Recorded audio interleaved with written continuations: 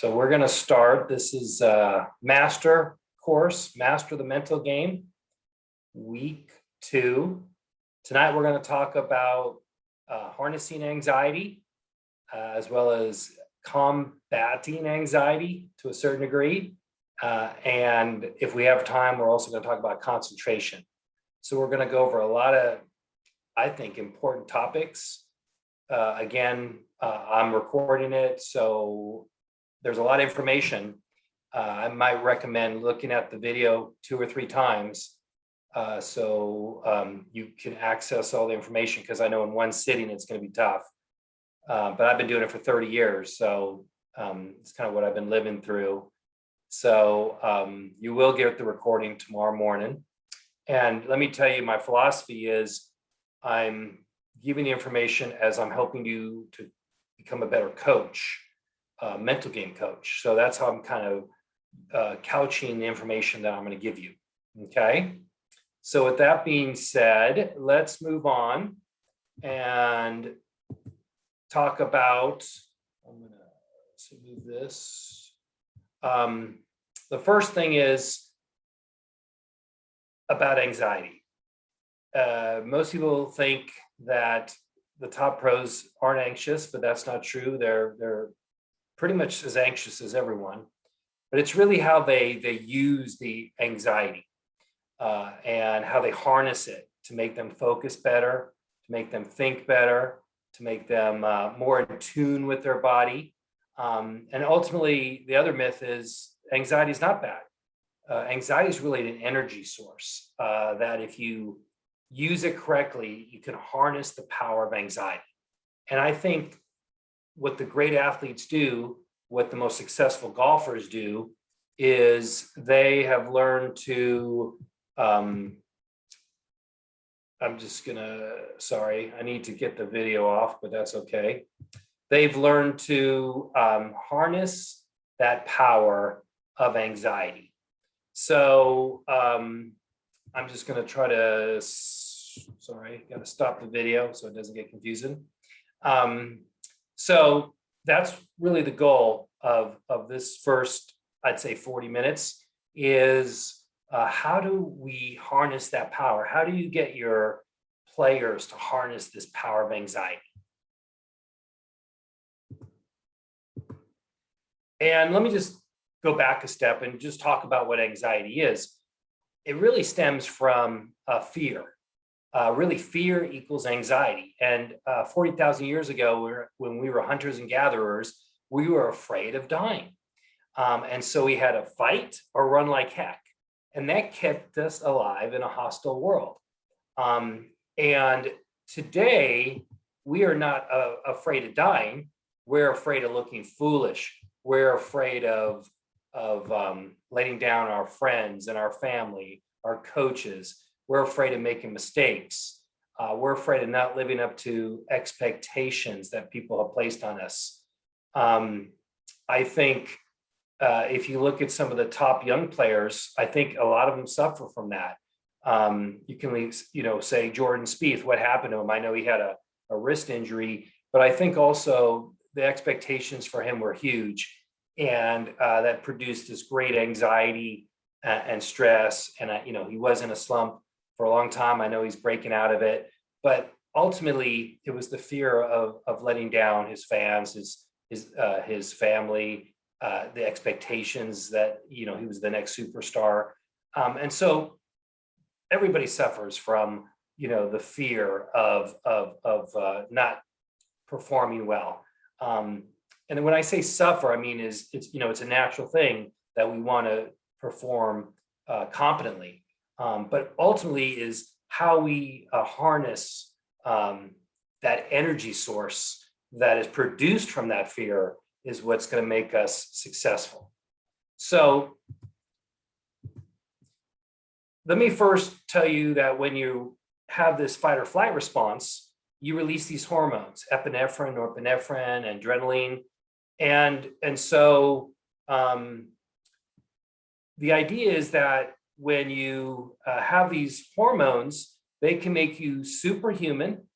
They can make you think better. They can make you jump higher. They can, and what most golfers have told me is they get more in tune with their emotions. They get in tune with the feeling. And so it really like supercharges their focus. And the question is, how do they do that? And how can we get our players to do that as a coach?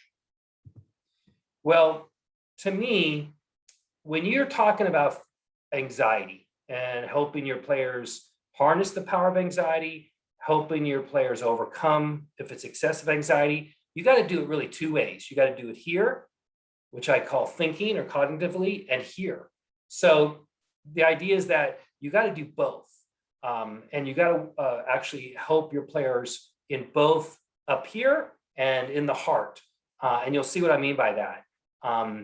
But it's both. It's not just changing your mindset and your thinking, but it's also doing things physiologically like meditating. And what I'm going to tell you, one of the best strategies you could ever teach your players is called systematic desensitization, which I'm going to tell you about in about 20 minutes. But you got to hit it here and you got to hit it here. And that's really one of the secrets to harnessing this anxiety. So let me tell you the first, let's say, strategy that I think really helps. Now, remember, when you have these fears, and it stems from the fight or flight response, you get these things called epinephrine and norepinephrine. Those are stimulants. So I guarantee you, if you ask your player when they're very anxious, are things going fast or things going slow? Most people will tell you they're going fast. And it's because they get these stimulants. So Gary Player, the famous Gary Player, uses a technique that I call the Gary Player technique, and I use it and recommend it to my players. Is he says he does everything a little bit slower prior to like the first tee. He walks over the first tee a little slower, gets his club out of the bag a little slower, takes his practice swings because he knows he's going to be quicker. And we know if we're quick, our rhythm gets fast. And so the idea is it kind of counterbalances that speed. So you try to do some stuff just a hair slower, and I call it the Gary Player technique. And it kind of balances those stimulants that are produced in your brain from fear, from the fight or flight response. But I do want to tell you a really cool story that I got to experience with Gary Player that relates, I think, to anxiety in a big way. So my friend was running a senior event, now called the Champions Tour, in Nashville. And I wrote this book called Mental Rules for Golf. And I signed it and I said, good luck on the tournament. Call me if you have any questions. And we put it in everyone's locker, right? So there was like, let's say 100 people in the tournament. And Gary Player was in the field. And he was clearly the best player in terms of the most famous player in the field, right? Guess who? He's the only one who called me and thanked me for the book. The only one. And he's the superstar. And he's the only one that called me and thanked me. And that showed me he has an attitude of gratitude. He's grateful for everything he's gotten. He's grateful for when he gets gifts. And I think this attitude of gratitude is very important too, because when you're grateful to be on the golf course and you're grateful for the experience to be in the tournament and to playing and your health, anxiety doesn't affect you as much. And I think that really, he lives an attitude of gratitude, and he showed me that. And I think that's very helpful with his anxiety, but also helpful to help you coach your players is, instill upon them an attitude of gratitude. And I think that will help them deal with anxiety and the fear and all those problems that come with playing competitive golf. The other, another aspect that I experienced with one of the players that I worked with, Brandt Snedeker, was turning pressure into pleasure. There's an old saying in sports psychology that anxiety can heat up your house or burn it down. Well, the idea is that it can be destructive or it can be very helpful. If you turn pressure into pleasure, it's very helpful. So when I was working with Brandt when he was at Vanderbilt, he used to tell me, oh, he loved getting up and down. He looked forward to getting up and down. And the idea was that it was pleasurable for him to kind of show off his short game because he's so good at his short game. And so he turned the pressure of the moment into pleasure. The reason why that's so important is that our emotions are dictated by our interpretations of the situation. So I'll give you an example that I love to give. Let's say you have a son that's 10 years old. You're driving to the store and you get in this heated argument and he's real mad at you, and you're getting out of the car and he slams the door on your finger, and you think on accident. You're going to have a lot of pain, right? And a little anger. Same situation. You think he slammed the door on your finger on purpose. How are you going to feel now? Really mad, right? Same situation. How we interpret it changes our emotions. Well, I know that's, an exaggeration of a situation, but if you think about it, how we label the situation greatly impacts our emotions. So for Brant, when he labels it like, I love to get up and down, he harnesses the power. He reduces the fear. When he labels it, or you label it, or you have your students label as an exciting, then it reduces the anxiety, or they see it as a challenge.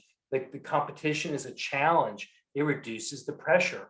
The idea is how we label a situation, the way we describe it, how you help your students describe the situation will greatly impact how much anxiety they're going to feel and whether they can turn pressure into pleasure. The problem is most of them turn pleasure into pressure. They think, oh, I'm going to be in this tournament. What if I shoot, terrible? I'm going to shoot 10 strokes higher than I usually do. Then instead of being a pleasurable experience, it's totally pressurized.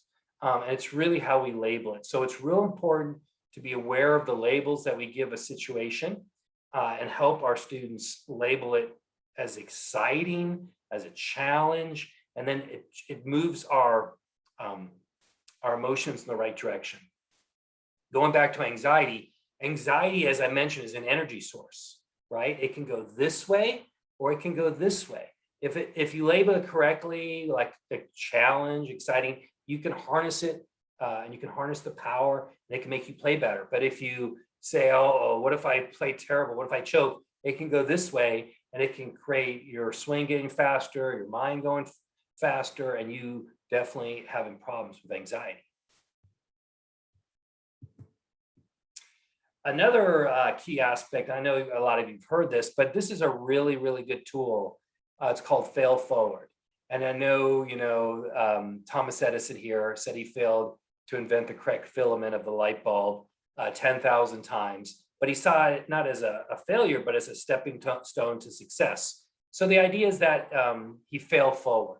And the idea is that when you see failure or mistakes as a positive, a way to move forward and progress, have a growth mindset, then you're not so fearful of making mistakes. And I think a lot of young players are fearful of making mistakes. So the idea is if you see it as a positive, then you can progress. But how do you help your players do that? Well, this is what I do. After a competitive round, usually, if I'm working with a client, I say, tell me 5 mistakes you made, because they're going to make easily 5 mistakes. Well, what did we learn? What did you learn about from that? And then the idea is they see the mistakes as normal, and they see that they're learning from those mistakes and they're failing forward. And so it helps them to not be afraid of making mistakes. So I'm going to stop here just for a minute to see if you have any questions at all right now. If you do, great. If not, I'll move forward, but I just wanted to stop because this is live, and I know one of the reasons why we're having it live is so that you can ask questions.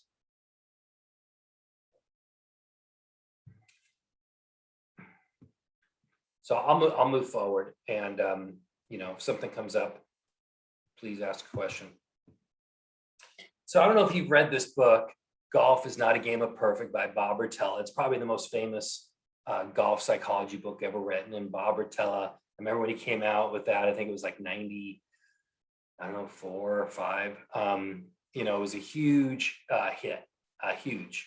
He was already a sports psychologist. I don't know if you know his story. He was at the University of Virginia. He was a professor just like me, teaching really the same courses, working with, some players here and there. He had a pretty decent name. But then the book came out and bam, became really a huge star. And then, he has a series of books. But why is that title so great when it comes to what we're talking about? Well, it relates to Albert Ellis. Albert Ellis came out with this thing called irrational emotive behavior therapy. And the idea is that the principle is related to his title, is that when we have irrational beliefs, like we have to be perfect, it creates all this anxiety in us. And if you listen to players, they'll say things like, I can't, I need to play perfect. I need to, shoot the score I typically do. I can't play terrible. And the idea is that these are irrational beliefs, not based in fact, and they create a lot of anxiety. And this like perfectionism. I mean, think about golf. Trying to be perfect in golf is the worst thing you can do, because you're seeking to play for excellence. But if you're trying to seek perfection, you're in trouble. And that's why Bob Rotella, the brilliant title is Golf is Not a Game of Perfect, because he knew, he saw it over and over again. Players who try to be perfect in golf, they're the ones that are most destructive mentally. So if you have a player that, and you got to listen to what they say, right? You can come back and say, well, is that belief really true? I mean, are you really going to shoot, 75 every time you play a tournament because you typically shoot 75? Is it really based in reality? Is it, and more importantly, telling them or asking them to understand this question, is that belief hurting you, right? Thinking that you have to be perfect, is that hurting you? Well, once they get the fact that it's hurting them, it's hurting their performance, it's hurting their happiness on the course, then the idea is that you help them to change it, to become more rational. So they don't have to be perfect all the time. They're seeking excellence. And that's okay if they don't play great all the time. And they don't shoot the scores they want to, but they don't have, it's like not a must. It's more of a want, and then it's okay if they don't. So I have one question right here that I'll just address. What are some of the self-talk to help you do this? Can you just clarify that? Help you do what? So just be a little bit more, just so I get the right answer for you. What are the self-talk to help you do what? So just write me another, just explain what you're specifically talking about for that question. Thanks. Okay, so last week we talked about this ATM system. So I have people come to my Mental Game Academy, and I have a system called the ATM system. And last week we talked about attuning yourself to the greens with the eye dominance. And today I want to talk about T&M, trigger and makes no difference. And I'm kind of flipping around. I'm going to talk about the first one, which is makes no difference, which relates to more about the anxiety. And we'll talk more about trigger when we talk about concentration in just about 20 minutes. So makes no difference is this. When you're score oriented, which almost everybody is, because they want to beat old man par, which is shoot par. Score is important to them, and I get all that. But think about this. If you are not shooting your score, let's say you're 5, let's say you typically shoot par, and today you're 8 over after 14. You're going to be real frustrated. You're going to be mad. Or you typically shoot par and now you're 5 under. You're going to be maybe nervous that you're playing so good. So thinking about score makes your emotions go up and down. So trying to get away from score is essential to keep your emotions under control. Now that's hard to do. I know it's really hard, but there's some strategies to do that. One thing is I tell my players sometimes is, try to not attach yourself to the score. So it's like you got your scorecard and you write a 4, you write a 3, you write a 5, but you don't keep on thinking I'm 2 over, I'm 1 under. You just write your score and just let it go. And you got to practice that. That's hard. The other thing is you maybe just go out and you're just playing, playing for as many birdies as you can shoot. You don't even think about score. That helps a lot because you're just thinking about birdies and you're not thinking about score. And again, you can come up with some other strategies that work with your players, but the idea is you got to help them when they're practicing to get away from thinking about their score all the time. because I guarantee you they all do that. I'm 5 over, I'm 3 under, and that's going to get their emotions like this. But if they can forget about their score, and if you go back to people that were in the zone, like Al Geiberger, the first guy that shot 59 on the PGA Tour, he said he didn't even know how many under par he was. He was just in the zone. People that are in the zone, they're in the moment. They're not what I call there makes no difference. They're in the process. They're not score oriented at all. So the idea is, when you are too much thinking about score, it creates anxiety. When you let go of the score, you're more in control of your emotions. So again, there's a few strategies I gave you. You can maybe come up with some other ones with your players, but I think it's real important to get them to get out of this score mentality. Real important. Here's another example.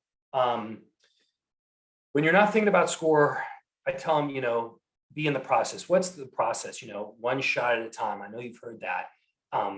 What does that really mean? Of course, it's being in the moment. We're going to talk about concentration in a minute. But to me, it's also about being in the feel zone.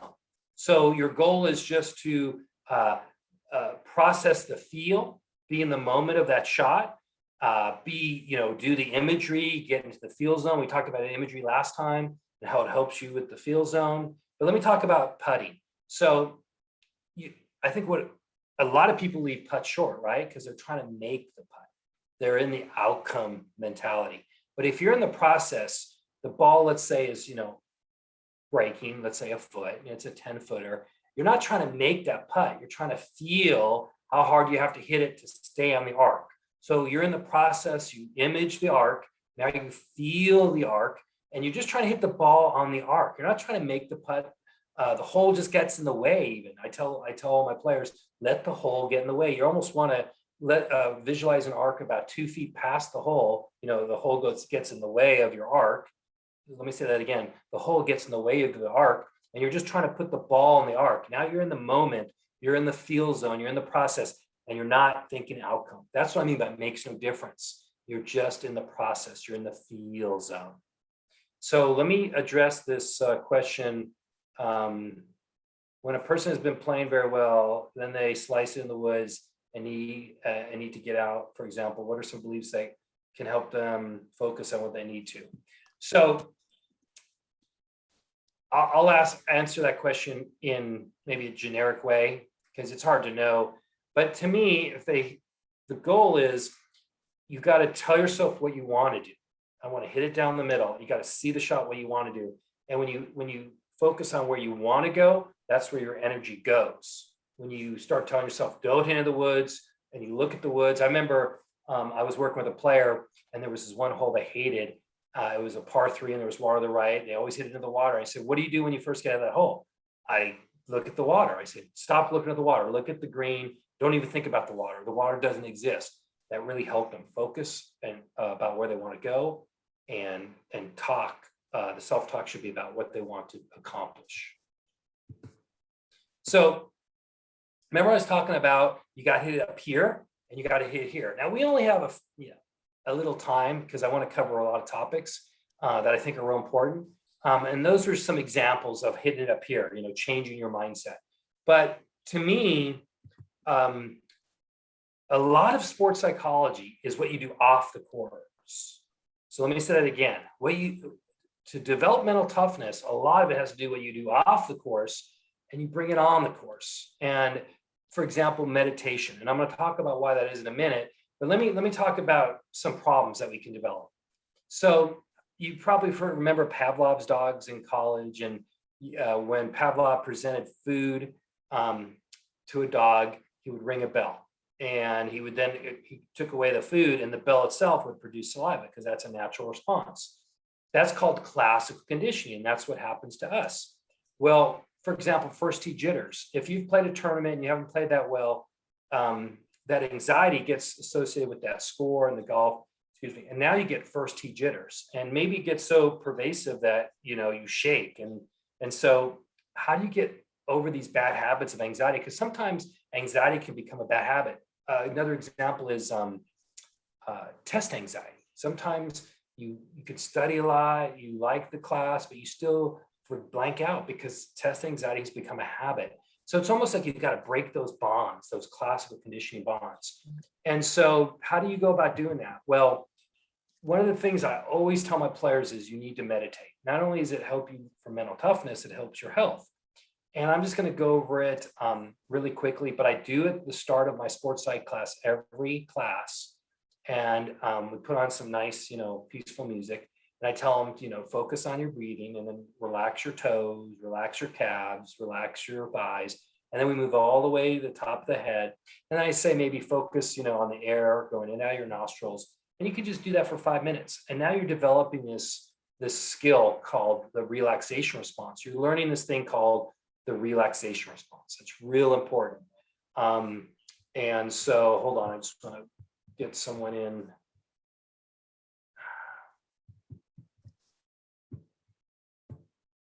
Okay, and so this is live, sorry about that. So the relaxation response you learn off the golf course, okay? It's real important. You got to do a lot of stuff. And we're going to talk about when you bring that on the golf course in your routine or first tee jitters, as you'll see in a minute. But the idea is, after 2 or 3 weeks doing this, you'll learn the response. It's the relaxation response. It's not that hard, but you got to practice it. And here's the kicker. The relaxation response beats anxiety response. So once you've learned to relax, you can overcome your anxiety to a certain degree.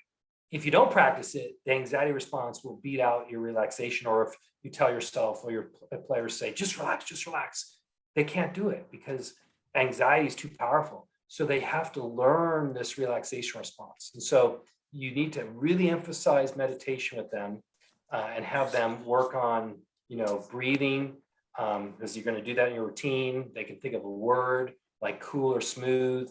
And the idea is that word gets associated with the calm state. So when they're in that calm state and they're breathing in and out and they can say their word like cool or smooth, now that word gets associated with that calm state. And then they bring that onto the golf course. But again, a lot of stuff you got to do off the course. And one of the things that you want to do off the course, which is great, this is called systematic desensitization. It is, to me, the most powerful technique you can use, especially to deal with like first tee jitters. So this is how it works. After a couple of weeks, you've learned the relaxation response. And then you pair anxiety-provoking images with the relaxation response. Okay, so what do I mean by that? So let's say you have first tee jitters.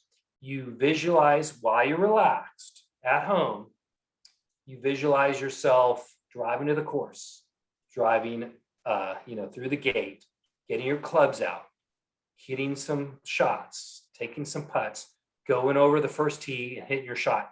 And it's going from least anxiety to high anxiety, which is hitting your first shot, right? Especially in a tournament.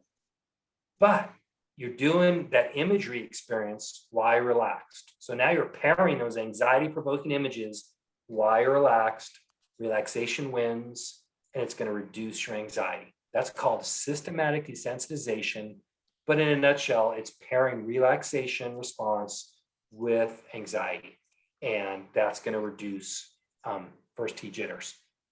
Every time works. I do it myself before I play tournaments or if I go speak. It works. It's like a human condition. Going back to Pavlov's dogs, classical conditioning. It works with us. It always works. Now it might work maybe a little bit better for other people, but it always works. And so that's why it's so powerful. So if you have a player that has first tee jitters, using the systematic desensitization is a great tool to help them overcome their first tee jitters or any type of anxiety during a match. They could do their breathing, and the idea is they could at home night before a tournament or for 2 weeks before a tournament visualize themselves playing in the tournament, and that can reduce their nerves as well. But they do all that imagery while they're in that relaxed state, and that's going to reduce anxiety. So any questions about that? I'll just wait for a second. Or any other questions? we're moving forward. There's a lot of information, I know. That's why you're getting the recording, so you can just watch it and then, look at it a few times. I did get one question over the week, and it had to do with the yips. So we're going a little off target, but not really, because I think the yips relate to anxiety. Famous example of Ben Hogan had the yips. And I read a couple studies about him. And I think the studies talked about him after his accident. It had to do with his system being jolted. I don't know. But what's interesting is he could still hit beautiful iron shots, but he couldn't putt. So to me, what that means is anxiety or yips affects the small muscles, like the hands and putting, not the big muscles, the swing. So what does that mean? If you have a player that has the yips, you want to help them use more big muscles. What does that mean? Well, do the Kuchar method. Think about it, the Kuchar method I know he's putting with his other arm, but the original Kuchar method that, the shaft goes down his left arm. He's right-handed. He's using his big muscles to putt, not his small muscles anymore, his big muscles. So that helps you overcome, the nerves. The other thing you could do is if it's really bad, maybe switch grips. I think that helps, because I think a lot of the yips is a bad habit, or I might even say muscle memory. I know we don't call it, it's called motor programming. I'm just going to say muscle memory. Maybe it's ingrained.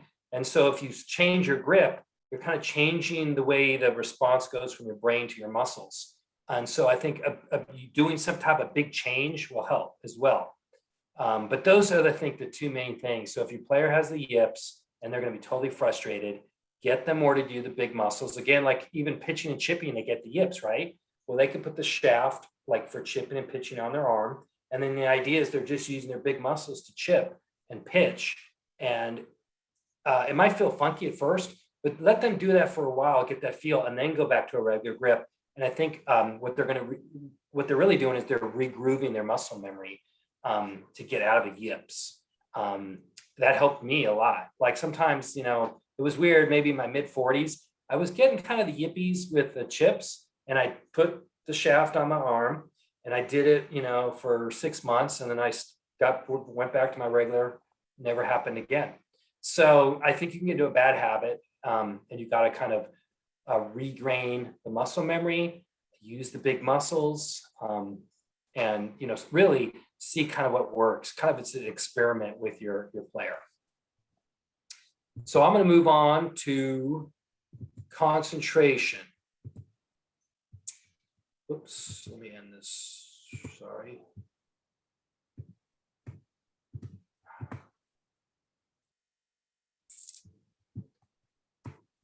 I needed the first slide.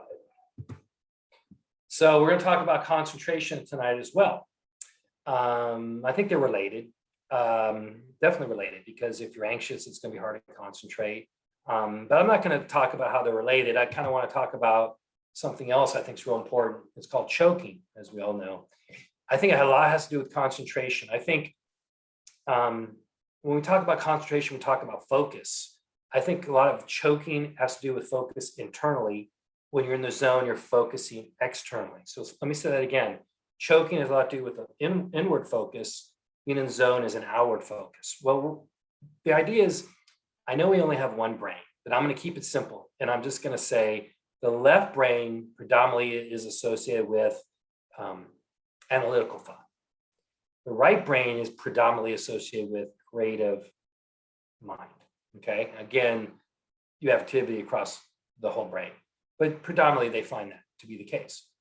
Well, I think when we're in the left brain, we have a tendency to choke. Why is that? Well, let me go back and say when you're in the zone, you're in the right brain. You're in the creative mind. You're in the reactive mind. And I think the beginner's mind is the overthinking, the analytical mind.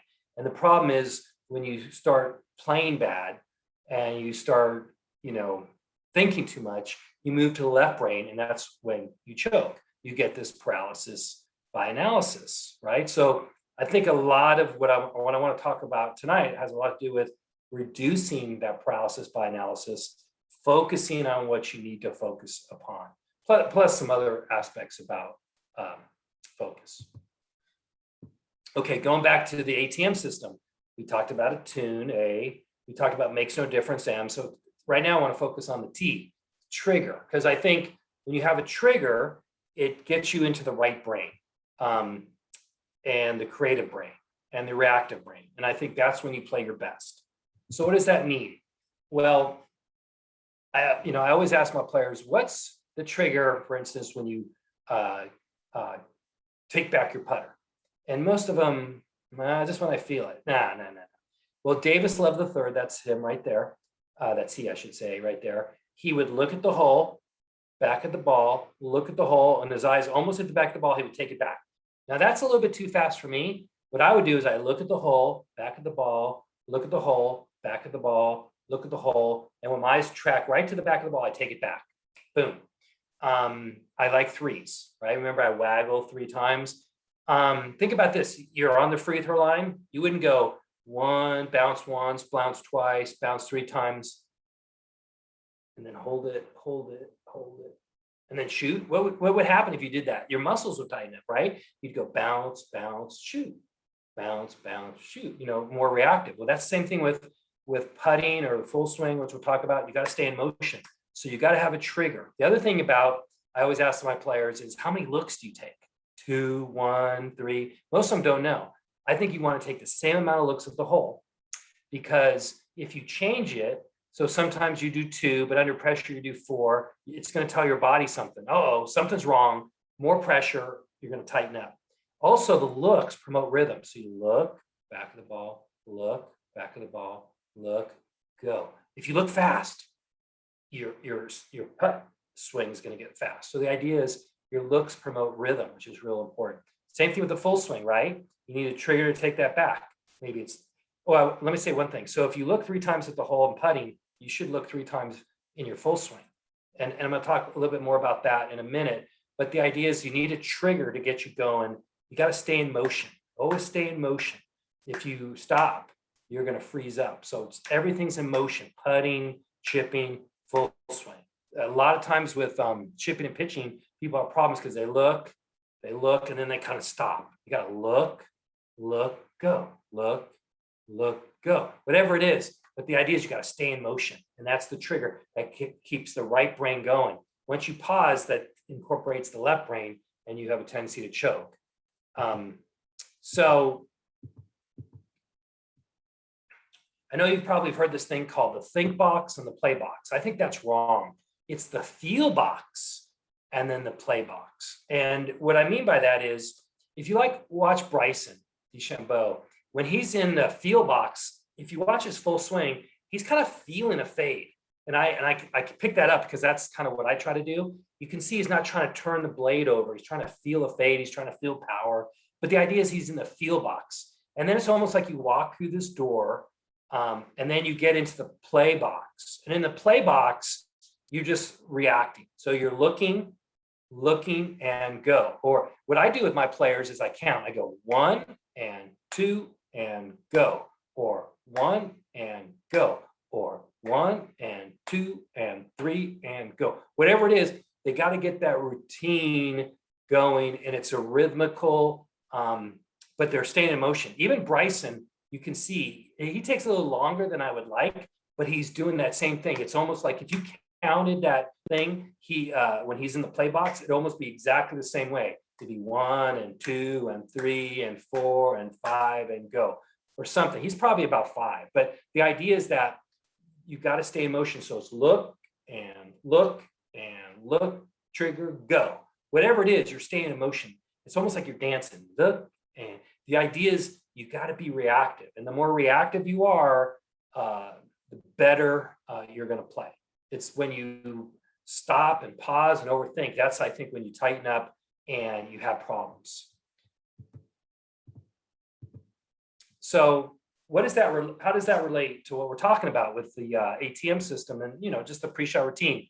To me, the best routine has 3 R's. It has relax, it has reaction, or you're in the reactive mind, and it has rhythm. And again, we talked about we haven't talked about this, but the ideas of a routine is it's like putting a bubble around you, and you're filling in the right juice, and all the pressure bounces off. And what is that juice? You were talking about the orange. What is that juice you're putting in? You're putting in the 3 R's. So you've done your relaxation at home, you've done your breathing, you've done your meditation. You start your routine, you breathe out, you shrug your shoulders. I think it's important to shrug your shoulders because if you're carrying your bag or, you want your shoulders to be loose. And you say your word, you've done it at home, like, cool. Now you're in that, that relaxed moment. And then you got that trigger, you do the feel box, you're feeling. And again, the feeling is the reactive mind. You walk through and now you're in the play box and you have your trigger. And the idea is 1 and 2 and 3. It's rhythmical. Everything's rhythmical. If you watch the great players, I don't care who it is, their routines are all rhythmical. You know why? Because if your routine's rhythmical, your swing is rhythmical. I'm going to say that again. That's real important. When your routine is rhythmical, your swing is rhythmical. And that's what you want your players' routine to be rhythmical, because almost all the time under pressure, they lose their rhythm. So the idea is if your routine, your rhythm starts with your routine. If it's rhythmical, you are going to have a rhythmical swing. If it's fast, you're going to have a fast swing. So the idea is you got to keep it very rhythmical. It needs to put you in a relaxed moment, and it puts you in the reactive mind. Those 3 R's are the key to having the ATM system, but also to having, the bubble around you. So you have the right mental and emotional juice. So I'm going to stop right here for a moment, see if you have any questions.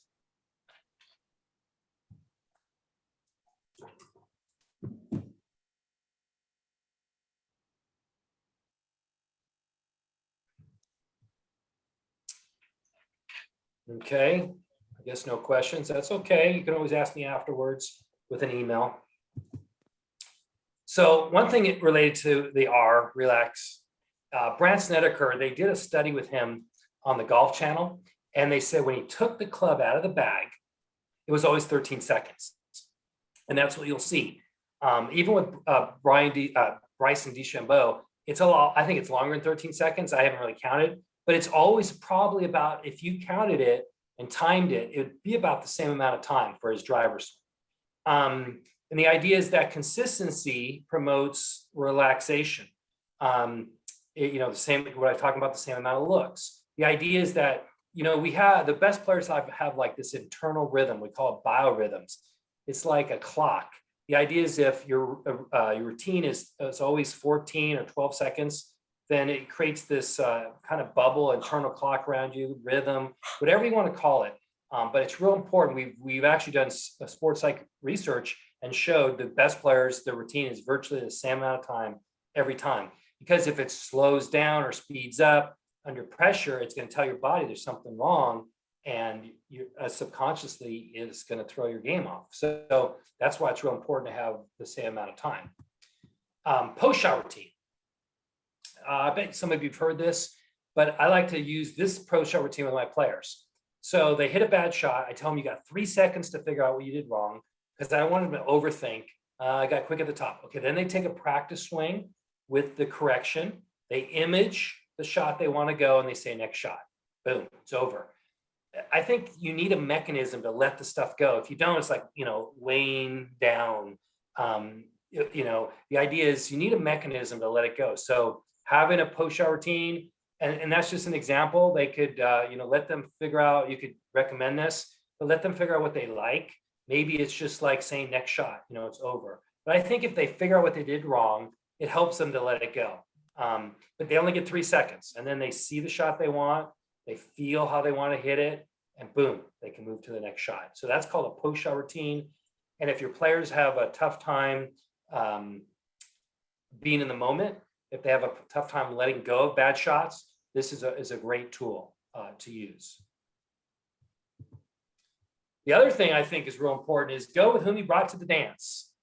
I know I bet if I ask everyone on the webinar tonight, they'd probably say yes. I say, now here's the question.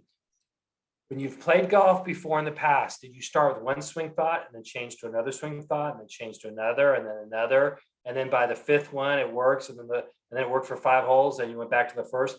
That's changing your swing thoughts. You're in trouble. You know, if you change your partner in the middle of the dance, you're going to get slapped by that partner who you brought to the dance. Well, the golf course is going to slap you in the face too.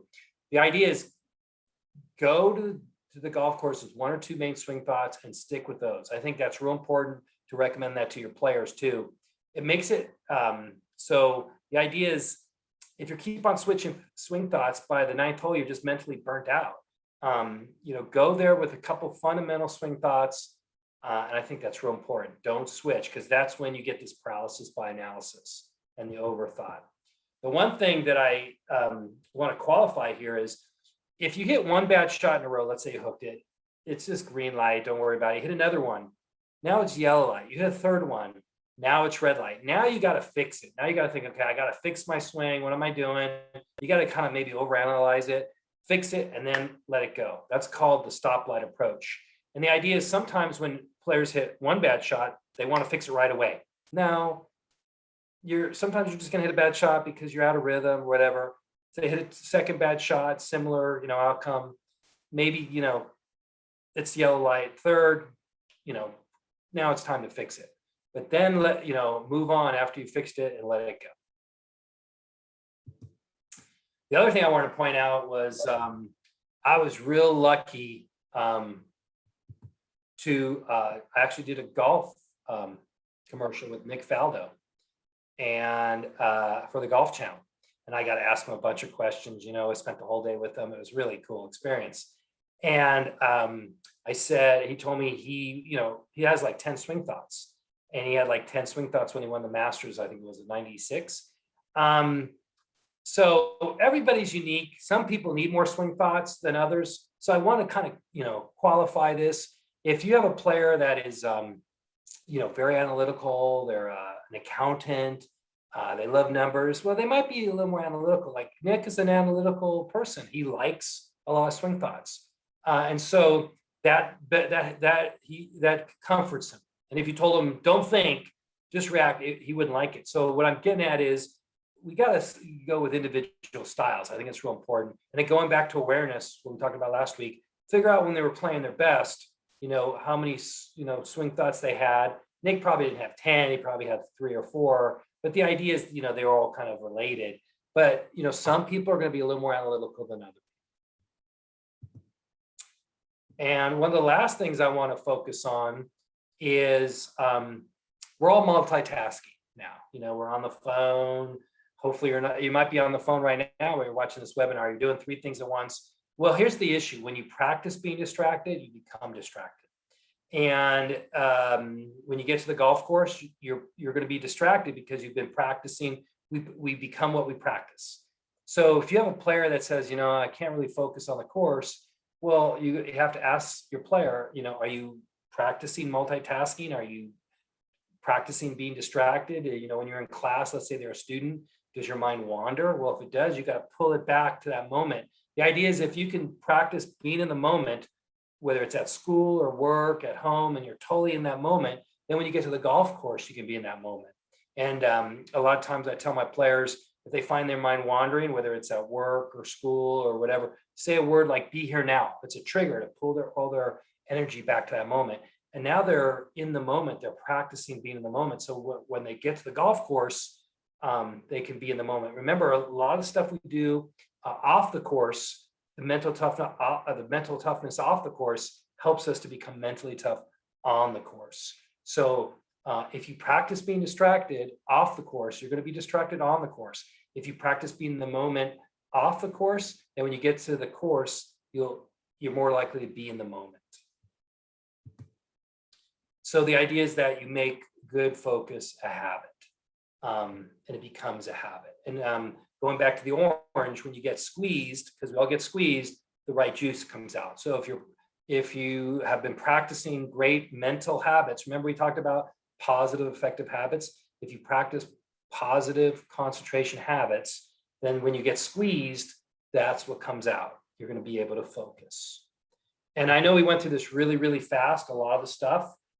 Next week, we're going to talk about motivation and practice with a purpose.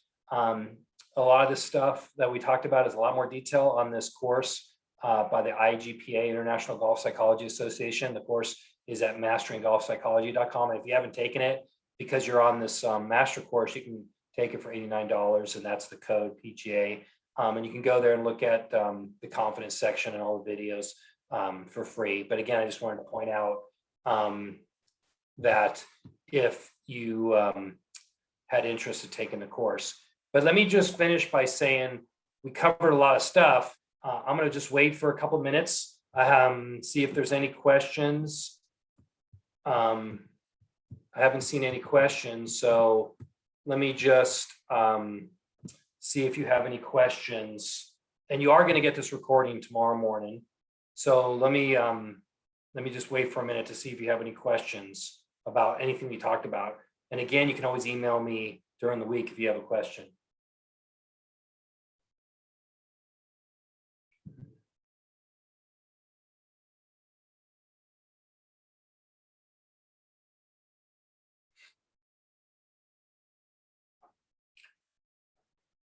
And let me just end with, your goal as a mental coach is finding out what works for your players, because everybody's unique. Some people need to be more analytical than others. Some people are going to be a little more anxious, and they're going to play better when they're anxious. But ultimately, figure out what works for them, and then move them in the right direction by creating positive, effective habits, because when we get squeezed, that's what comes out. And so we probably went over like 20 different tools for you tonight to put in your toolbox as a mental game coach. So I'll just see you next week. We're going to talk about motivation and practicing with a purpose. But if you want to cover any other topics, just email me during the week. And so I'll see you next week.